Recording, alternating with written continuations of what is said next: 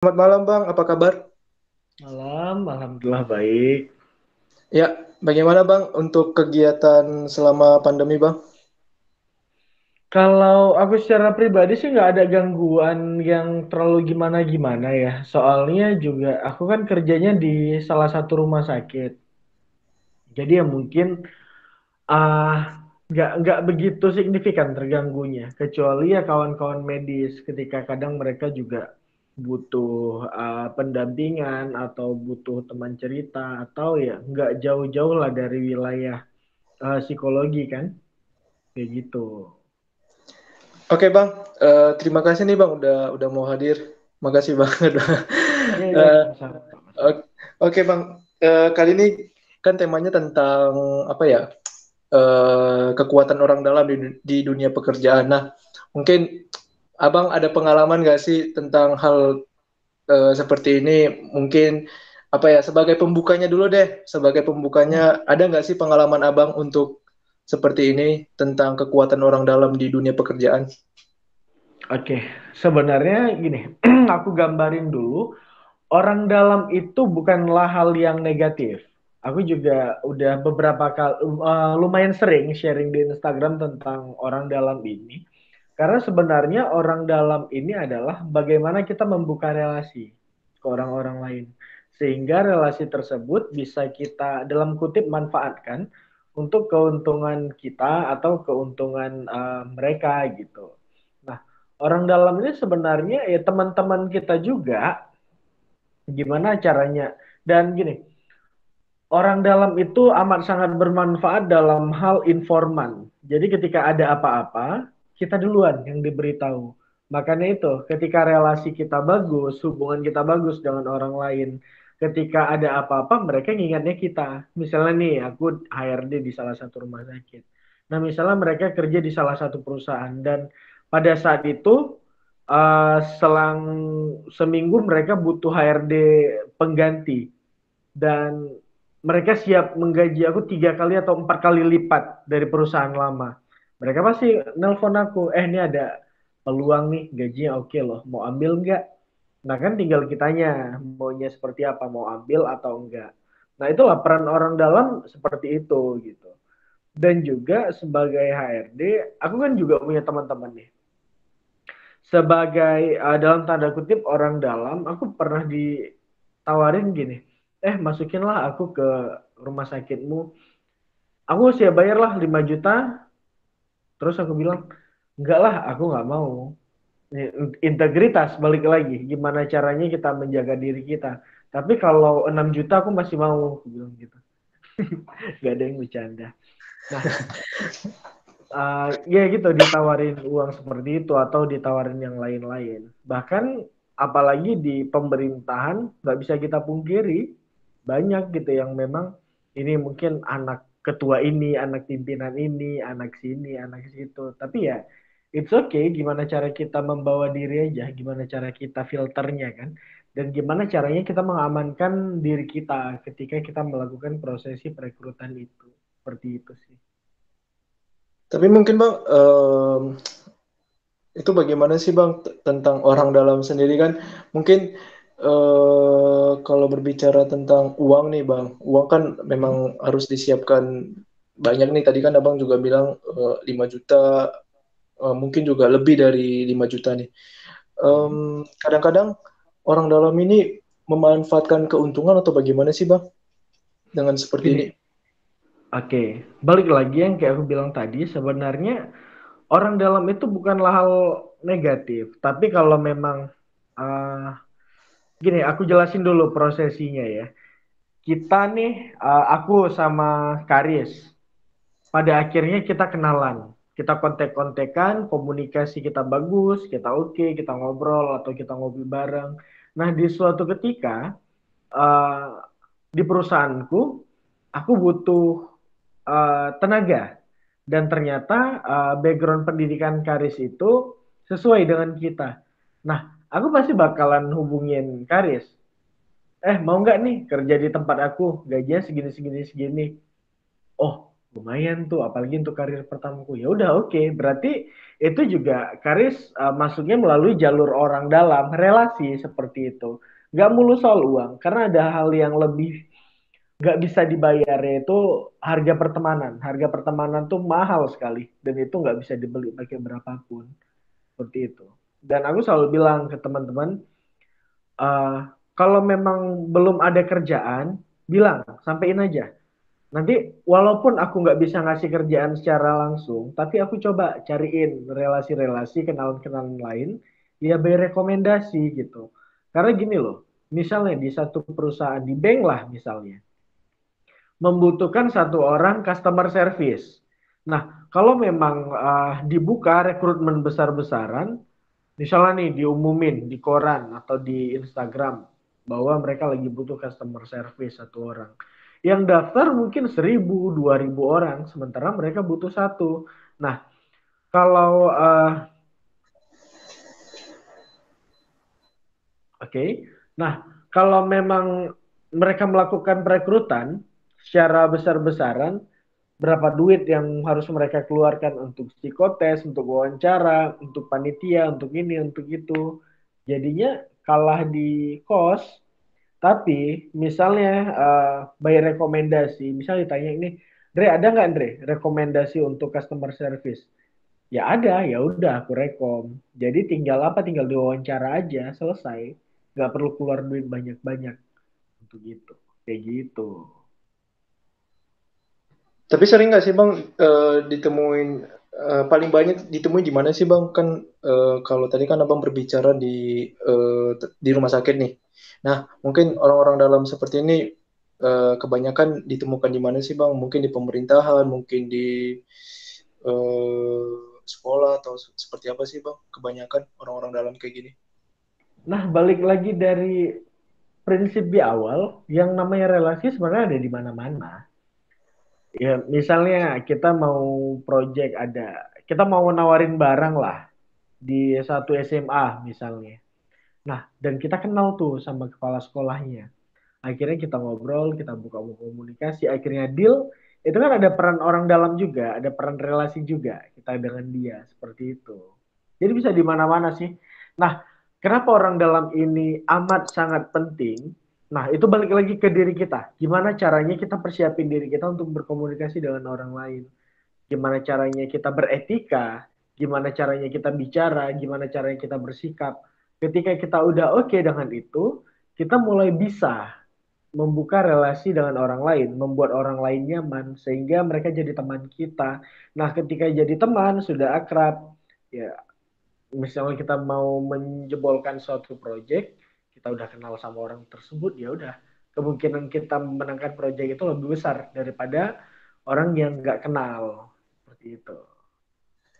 Tapi kan kalau bisa dibilang Bang, kalau orang dalam ini kan juga bisa merugikan orang lain juga sih Bang, karena banyak juga sih kayak misalnya yang ngelamar pekerjaan yang nggak punya orang dalam, terus kesulitan untuk mencari pekerjaan. Ini kan juga menjadi apa namanya kerugian bagi misalnya di rumah sakit atau mungkin di perkantoran atau di pemerintahan. Ini kan juga merugikan nama baik mereka juga karena adanya orang dalam tersebut bisa membuat orang itu bisa bekerja. Nah, itu kan memunculkan suatu apa ya polemik sih di dalam dunia pekerjaan sendiri. Nah, itu bagaimana Hmm. sih Bang supaya apa ya caranya sih supaya kita untuk tidak berharap untuk orang dalam ini supaya tidak ada lagi di dalam dunia pekerjaan karena juga merugikan orang lain sih Bang sebenarnya kalau kayak gini. Yang merasa dirugikan adalah orang yang malas membuka jaringan atau orang yang tidak tahu caranya membuka jaringan. Gini, aku kasih gambaran. Kita millennials nih, harus pinter-pinter. Misalnya, Karis mau melamar di satu perusahaan lah. Udah tahu nih, perusahaan A misalnya. Aku punya tradisi gini, ketika aku melamar, aku cari perusahaannya apa, aku cari visi misinya apa, aku cari kira-kira yang akan mewawancara aku siapa.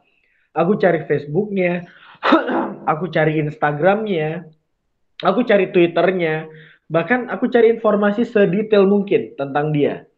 Ya, informasi tersebar loh. Di Google, kita ketik aja nama orang di Google pasti muncul data-datanya. Nah, dari data itu, kita kan udah tahu nih, oh ini misalnya yang rekrut aku namanya Silvandre. Dia nggak sukanya ini, dia sukanya ini, dia keluarganya ini, dia berasal dari sini. Nah, mulai dari situ kita cari kesamaan untuk agar enak ngobrolnya. Kita buka jaringan atau kita DM, perkenalkan mas, saya ini. Ya tinggal dibuka obrolannya. Sekarang urusan mau atau nggak mau aja. Nah di cerita yang lain seperti ini. Misalnya Karis punya ayah nih. Nah ayahnya itu udah bekerja puluhan tahun di suatu perusahaan dan prestasinya itu amat sangat bagus. Jadi uh, ketika sudah sampai masanya, perusahaan tersebut ternyata membutuhkan karyawan. Dan pada akhirnya ayahnya Karis merekomendasi Karis sebagai karyawan di situ. Nah, sebenarnya itu kan mainnya orang dalam juga. Tapi jaringan tersebut sudah dibentuk puluhan tahun dengan integritas, dengan kejujuran, dengan kebaikan dan lain sebagainya. Jadi ya memuluskan jalan Karis untuk masuk. Jadi itu adalah buah perbuatan baik kita terhadap perusahaan atau terhadap orang lain. Jadinya kita diuntungkan seperti itu. Makanya nggak ada yang negatif. Bukan nggak ada sih. Ada beberapa yang negatif dari oknum orang dalam ya. Misalnya ketika dia masuk dia minta bayaran, itu nggak, itu sama sekali salah. Itu salah. Tapi misalnya memang dia bayar rekomendasi karena memang ayahnya orang hebat dan dia juga mempunyai skill di bidang itu, yaitu it's okay, nggak masalah. Asalkan dia benar-benar berkompeten. Kayak gitu sih. Nah, kalau bisa dibilang, Hmm. nih ya Bang ya, kalau bisa dibilang karena aku juga melihat sendiri sih Bang bahwa Hmm. kerugian sih banyak sih Bang kalau misalnya didapat dari orang dalam tersebut karena juga eh, kita juga nggak bisa pungkiri juga bahwa orang-orang yang lain yang nggak punya orang dalam kan pasti dia udah capek-capek nih udah buat CV secara bagus udah persiapin dengan matang misalnya ada ujian untuk masuk pekerjaan misalnya di pemerintahan nah itu kan juga membuat mereka jadi apa ya kok di dunia pekerjaan aja seperti ini nah gimana sih caranya supaya saya apa ya kalau bisa dibilang bagaimana sih caranya supaya saya bisa dapat pekerjaan tanpa orang dalam itu bisa nggak sih bang menurut abang sendiri? Ya bisa lah, Mm-mm. bisa. Tapi tapi kan masih kalau bisa dibilang nih ya masih dibilang masih adanya orang dalam itu kan persaingan juga lebih lebih ketat banget bang dengan orang dalam tersebut dengan dibandingkan dengan orang yang mempunyai skill mempunyai bakat di dalam bidangnya untuk bekerja. Nah itu kan juga jadi apa ya jadi suatu apa ya suatu kerugian juga sih bagi mereka untuk eh, gimana ya berpikir bahwa kalau aku kerja di sini wah yang temen aku ini punya orang dalam mah jadi pesimis maksudnya pesimis. Nah itu Hmm. gimana sih bang caranya supaya apa ya bersaing lah secara sehat gitu loh bang di dalam dunia pekerjaan karena kan Gini, uh, aku bilangnya seperti ini. Tiap sharing aku bahwa kalau memang kita nggak punya orang dalam di suatu tempat, ya udah upgrade diri kita setinggi-tingginya. Karena misalnya nih sisa dua orang lagi. Aku sering bilangnya gini, jangan sampai orang lain bisa perbandingkan kamu dengan orang lain. Kenapa? Begitu orang bisa membandingkan kamu orang dengan orang lain, ya kamu bakalan kalah kalau bersaingnya sama orang dalam ya. Nah, ketika nih orang dalam nih, ini kita punya skill komunikasi bagus, udah oke nih. Intelijensi kita bagus, attitude kita bagus, dan segala-segala kita bagus. Nah, begitu yang satu lagi ini, oke, dia punya orang dalam. Skillnya kurang, attitude-nya kurang, terus pengalaman kerjanya nggak ada. Sementara posisi ini urgent. Kira-kira siapa yang bakalan dipilih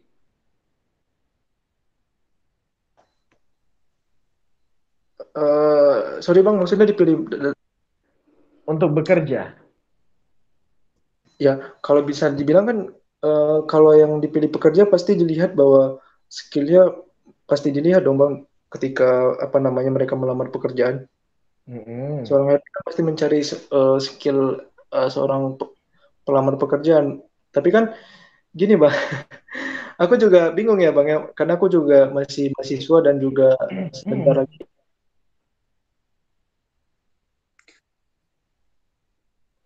Lalu, Saya lanjut dulu, Kak. mm-mm. Jadi gini, kalau kayak aku dengar tadi penjelasan Kakak, kalau Mm-mm. orang dalam itu kan artiannya sebenarnya positif gitu. Mm. Relasi pertemanan itu mahal, nggak ada bandingannya. Kalau kita lihat-lihat nih dan pengalaman Mm. di bidang pemerintahan sendiri itu kan banyak yang jadi orang dalam, keluarganya sendiri udah jadi bekerja di sana di salah satu pemerintahan gitu. Jadi saya Mm. pengalaman sendiri Kak gini, Mm. saya pernah mengurus sesuatu gitu. Mm. Eh, Kenapa marga marga ini semua yang kerja di sini gitu. Jadi Oke, oke, menarik hampir nih. sama semua marga ini, dan saya suka suka kayak yang Kakak bilang tadi kan kita punya sekarang media sosial, cepat mencari tahu gitu kan. Ternyata Mm. mereka masih ikatan keluarga gitu. Apalagi kalau orang Batak nih ya, ada Mm. keluarga dari ini, keluarga dari ini masih saling terikat gitu. Eh, Iya. dan kita tahu latar pendidikannya juga kayaknya nggak sebanding dengan dia yang dia kerjakan gitu kan nggak. Tapi Mm. kenapa dia bisa kerja di sana? Karena apa? Karena orang dalam dan mungkin atasan dia itu adalah keluarga dia gitu. Mm. Jadi kemungkinan besar yang berpendidikan ke sana nggak kerja di sana gitu kak. Kan orang dalamnya udah negatif nih, udah Mm. nggak positif kayak yang kakak bilang tadi. Jadi Mhm. eh, bagaimana kita mengubah persepsi itu kak? Bagaimana seharusnya membasmi yang kayak gitu? Ya kalau kayak yang dibilang kakak tadi, kan harus nyari tahu dulu nih skillnya kayak gimana. Kalau memang dia betul, baru kita kerjakan di sana, kita pekerjakan Iya, dia. benar. Mm. Ada perbandingan masih, bukan karena dia keluarga saya kerjakan kan enggak. Tapi Oke. saya lihat sendiri, kok satu marga ini semua kerja di sini gitu. Dan bahkan saya cari tahu mereka masih satu keluarga, masih terikat gitu. Gimana Mm. kita mengubah itu, Kak? Gini, anggaplah itu ada di suatu perusahaan A. Nah, mereka melakukan sistem yang seperti itu. Kalau dilihat Marto Rombonya tuh ini anaknya si ini apa ya di sini. Akhirnya jadilah mereka satu satu kesatuan di suatu perusahaan. Kayak dinasti gitu. Oke, kayak dinasti. Nah, kira-kira dalam lingkaran tersebut, apakah proses yang terjadi di dalam itu baik? Kalau menurut kamu? Baiknya karena mereka tutupin, Kak. Kan kita sendiri nih mengurus cuma satu hal gitu kan. Jadi kita Ya, ya udah aku siap mengurus ini berarti ya udah baik gitu, Kak. oke. Dalam artian ketika dalam tanda kutip, semua yang di dalam itu adalah keluarga. Masuk dari ini, ditarik marta rombonya itu ternyata mereka satu keluarga semua. Ya, Dan boleh jadi kalau memang udah satu kesatuan, hal-hal yang buruk akan ada dan bisa jadi kemungkinan amat sangat besar. Bisa jadi ya, dan mungkin banyak juga hal baiknya. Nah, mungkin dengan satu kesatuan tersebut, hal yang buruknya kan jadi tertutupi. Dan biasa yang tertutupi itu agak berbahaya. Nah, ketika di wilayah tersebut, ya mereka anaknya ini, dan kamu bilang tadi nggak bisa kerja. Bisa jadi mereka nggak bisa kerja. Karena main masuk-masuk aja seperti itu ya. Nah, berarti kan di iklim organisasinya, produktivitas dalam suatu wilayah itu kan jadinya nggak bagus. Bener nggak? Nah, emangnya kamu mau bekerja di tempat seperti itu? Kamu nggak bisa perform loh di situ. Kamu nggak bisa belajar banyak. Kalau aku sih nggak bakalan mau. Dalam tapi hal dalam tanda kutip pekerjaan ya. oke. Aku nggak bisa maju di situ. Oke. Gitu. Jadi di masa ini kan Kak, generasi milenial itu kan sangat dipakai gitu, sangat dimanfaatkan gitu. generasi milenial itu sangat didorong untuk mengubah gitu. Apalagi saya baru tadi ikut seminar tentang anak muda itu adalah agen perubahan gitu. Jadi kan kayak yang kakak bilang, kamu mau nggak kerja di sana? Kalau saya sendiri, karena melihat itu kebobrokan yang udah luar biasa, saya harus mengubah itu jadi lebih baik. Jadi gini Kak, masaan yang saya tahu gelar SPD itu harusnya mengajar. Iya, idealnya seperti itu. Bukan di perkantoran untuk misalnya catatan sipil ya kan. Tapi kenapa bisa terjadi seperti itu? Nah, kalau itu bahkan ya di tempat kami bekerja ada yang teknik pertanian. Karena gini loh, balik lagi gimana ketika dia masuk. Kalau PNS bisa jadi ketika di dalam tersebut udah jadi PNS dia dirotasi apakah ke kantor catatan sipil atau ke rumah sakit bahkan, tapi itu jarang. Ya seperti itu. Tapi kalau untuk tenaga kontrak ya biasanya mungkin kepala kantornya paudanya dia butuh pekerjaan, ya udah kerja aja di sini administrasi atau apa seperti itu. Nah, yang namanya milenial yang dituntut untuk membuat sebuah perubahan. Kalau perspektif aku loh ya, kita belum bisa penetrasinya itu keluar, tapi ke dalam diri kita dulu. Kita millennials. Aku sekarang tanyain deh sama kamu. Skill apa aja yang udah kamu punya? Kamu kuliahnya apa nih? Siapa nih Bang? Saya atau? Dua-dua. Kalau saya ilmu politik Bang. Ilmu politik. Kalau yang satu lagi siapa namanya Rotua? Kalau saya ilmu sejarah. Kamu ilmu sejarah. Oke, dari Rotua dulu. Skill apa yang kamu punya? Coba sebutin ke aku. Itu yang belum saya temukan, makanya saya belajar terus. Jadi, nah, benar. Upgrade terus, apapun itu. Dan kalau Karis sendiri, skillmu apa? Ya public speaking ini sih Bang. Kan orang politik juga harus pandai berkata-kata di dalam teori, tapi kan juga bukan hanya teori doang, tapi prakteknya juga di lapangan seperti apa. Oke, mungkin Karis nyangkut di jaringan. Nah, balik lagi ke Rostua nih. Kamu terus mencari skill kamu apa sebenarnya. Nah, kamu juga harus bisa cari skill kamu yang bisa dijual. Gini, aku HRD. Oke, jaringannya Karis ya? Iya Bang, jaringannya putus nyambung, soalnya pakai HP. Gak apa-apa, aku juga pakai HP nih. Ini keluar masuk soalnya Bang, kalau dari HP. Iya, nggak masalah. Nah, kalau untuk Karis, selain public speaking, skillnya apa lagi tadi? Masih itu sih Bang yang masih aku lihat skillnya. Karena berbicara dengan ilmu politik itu ya harus public speaking-nya dulu diutamakan gitu. Oke, nah kalau menurut aku kita millennials nih, kita nggak bisa berdiri terhadap satu skill aja. Nggak bisa, kita bakalan kalah sama orang dalam. Serius. Karena orang dalam itu anugerah tuh. Tapi balik lagi sih, orang dalam itu terbentuk karena skill kita tadi, social skill kita tadi. Nah, aku HRD. Skill yang harus aku punya adalah aku bisa komunikasi dengan baik, aku bisa ngerekrut, aku bisa public speaking. Tapi yang aku pelajari apa? Aku belajar tentang social media marketing. Aku belajar tentang yang namanya desain grafis. Aku belajar tentang gimana caranya personal branding. Gimana caranya supaya orang melakukan apapun untuk aku. Dan aku belajar banyak hal. Karena aku tahu kalau aku cuma kuasai satu skill, aku bakalan kalah jauh. Asli aku bakalan kalah jauh. Karena apa? Aku tahu secara intelijensi mungkin aku kalah jauh dibandingkan orang. Tapi aku menawarkan hal yang lain. Aku bisa menawarkan bahwa aku punya cerita yang seru loh di balik ini semua. Aku bisa membuat orang mendengarkan aku 1 jam, 2 jam tanpa mereka bosen. Kayak gitu. Perbanyak skill. Untuk teman-teman yang dengerin ini nantinya, perbanyak skill. Karena kita nggak tahu rezeki kita itu datang dari skill yang mana. Kayak gitu. Apakah dari ilmu politik? ternyata gila nih aku udah nganggur nih 2 bulan, gak bisa juga keterima kerja dengan skill atau latar belakang ilmu politikku.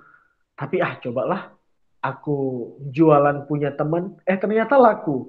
Nah, dari situ kita bisa lihat bahwa ternyata skill aku yang bisa dijual tuh di marketing. Aku tuh jago mempengaruhi orang lain untuk membeli produk aku, dan aku juga bisa membangun sistem bisnis loh. Nah, seperti itu gitu. Tapi masalahnya nih Bang ya, masalahnya ini kenapa sih masih apa ya, masih ada sampai sekarang orang dalam, apakah lebih banyak keuntungan atau kerugian dari orang dalam tersebut? Karena kan dari zaman dulu Oke, kita orang tahu dalam bahwa perspektif yang gimana nih?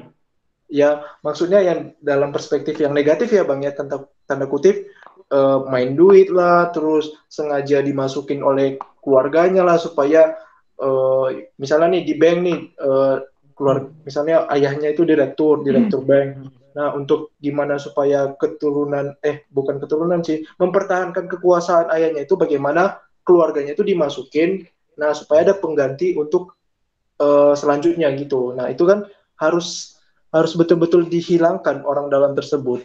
Tanda kutip negatif ya Bang ya, tanda kutip negatif. Ya. Nah, Oke. itu sih Bang. Tapi kalau yang Karis ambil gini, tahu nggak kenapa Hmm? orang-orang hebat akan bisa menjadi tetap hebat, dan orang-orang dalam tanda kutip orang-orang susah yang tidak belajar akan terus susah. Seperti ini. Kalau aku jadi direktur bank nih. Aku bahkan sekolahkan anakku di sekolah terbaik.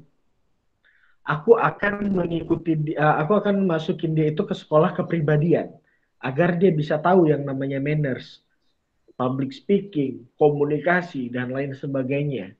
Aku bakalan kuliahkan dia di tempat yang terbaik di Indonesia ataupun di dunia. Nah, ketika dia pulang, niatan aku nggak pengen dinasti aku diganti, tapi aku pengen gimana caranya dengan kualitas yang super, dia bisa berkarya di tempatku. Seperti itu. Mungkin ada juga orang-orang yang memang membangun dinasti. Itu yang nggak baik. Nah, kalau yang contoh bayar uang, bayar ini, bayar itu susah sih untuk nyelanginnya. Susah. Nah, daripada gini, kita kan cuma bisa fokus ke dalam diri kita sendiri. Gimana caranya kita memaksimalkan potensi kita, sehingga ketika potensi kita udah maksimal, kita baru bisa penetrasi keluar diri kita. Nah, sekarang di ukuran kita sekarang, baiknya kita upgrade dulu diri kita. Kita pelajarin banyak skill, kita pelajarin banyak ilmu. Nah, ketika kita udah dalam tanda kutip jago nih, baru kita masuk pelan-pelan. Gimana cara kita mengubahnya? Misalnya, kamu ngerja di suatu pemerintahan, di apalah misalnya. Kamu ternyata punya power untuk melakukan perekrutan. Nah, awalnya yang titipan-titipan itu mungkin main masuk-masuk aja. Tapi dengan adanya kamu buat filter, kamu bilang sama atasan kamu, Pak, saya interview dulu ya Pak, saya kaji kira-kira potensi anaknya apa. Nah, itu kan yang kamu buat itu kan hal kecil, tapi itu adalah sebuah bagian dari perubahan loh. Kayak gitu. Kalau ya kerucuk-kerucuk kayak kita nih, sebisa mungkin kita membuat hal yang kecil tapi efeknya besar tanpa mengganggu kedudukan manapun.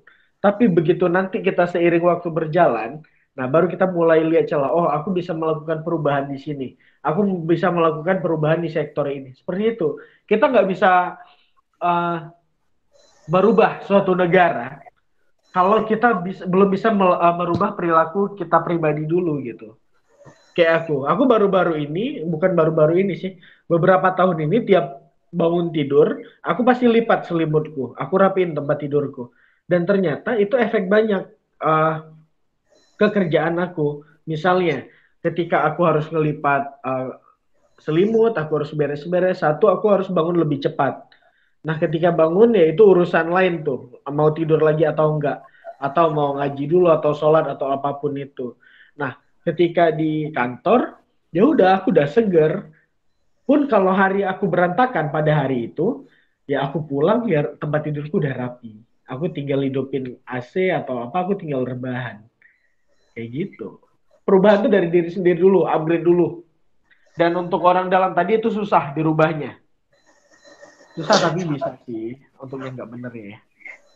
Oke, kalau aku sih Bang, ini terakhir nih Bang ya dari aku sendiri. Nah, ini kan untuk yang lagi lulus nih Bang, untuk yang lagi fresh graduate ya kalau nggak salah. Ya. Nah, ini apa sih yang harus mereka lakuin dulu Bang, awal-awal ketika mereka udah wisuda nih? Apakah mereka langsung mencari pekerjaan atau mungkin bagaimana sih Bang supaya misalnya apa ya kalau bisa dibilang, kalau anak-anak baru wisuda ini pengennya kerja terus, pengen ada duit terus supaya ada pemasukan, mungkin karena faktor umur juga dan mungkin faktor orang tua juga yang menyuruh kita untuk cepat kerja. Nah, ini apa yang harus dilakuin fresh graduate dulu? Apakah langsung mencari pekerjaan atau mungkin apa yang harus mereka lakukan menurut Abang sendiri deh?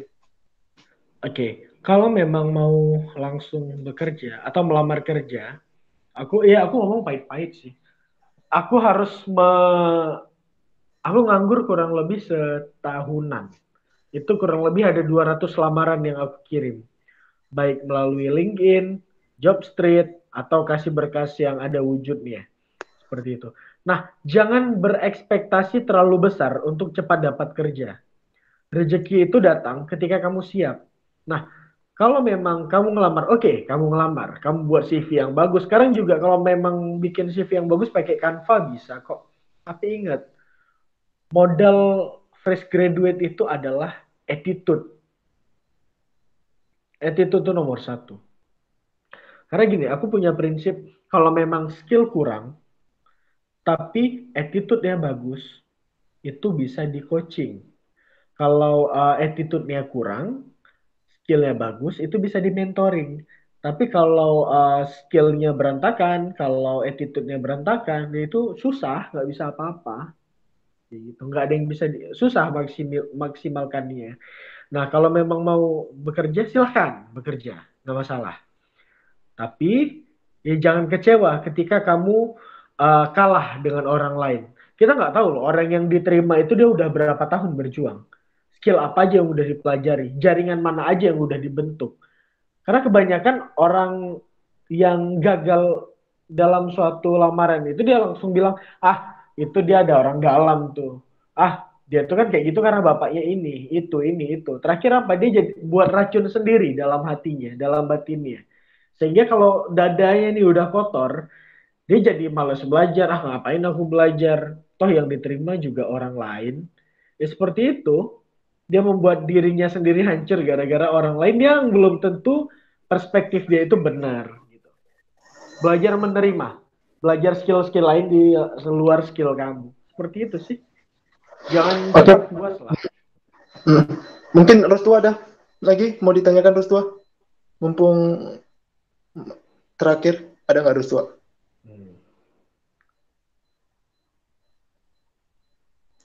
Cukup Rustua? Oh iya,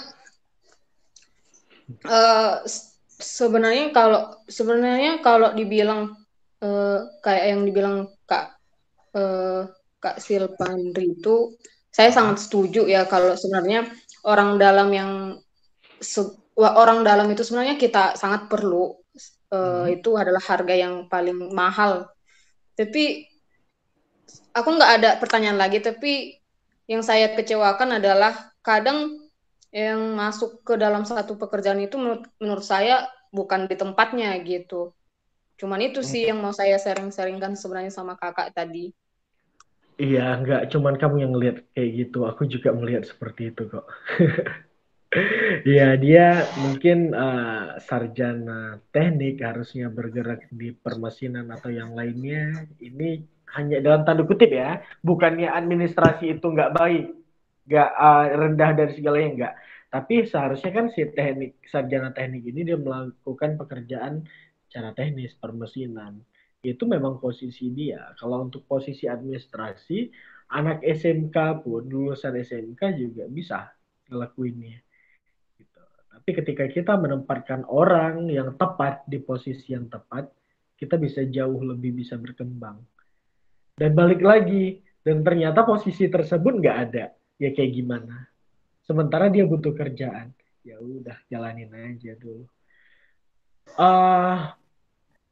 Kumpulin dulu uang sebanyak-banyaknya, harta dalam tanda kutip nih, harta sebanyak-banyaknya untuk hidupkan idealis kita. Ketika kita belum bisa menggapai itu, kita realistis dulu. Kita nggak menghilangkan idealis kita, enggak, sama sekali enggak. Tapi kita ya paskan dulu posisi kita. Kita nggak bisa berbuat banyak kalau kita lapar, kayak gitu ceritanya. Oke Bang, makasih loh Bang udah mau hadir walaupun sebentar waktunya. Nanti boleh diundang lagi ya Bang ya untuk selanjutnya, untuk tema-tema selanjutnya. Boleh, nanti kita obrolin. Uh, Thank you Karis, Oke Bang. thank you Oke. Rostua, selamat Ya. malam. Foto dulu Bang. Oh iya, Supaya iya, di iya. screen. Untuk kenang-kenangan Bang.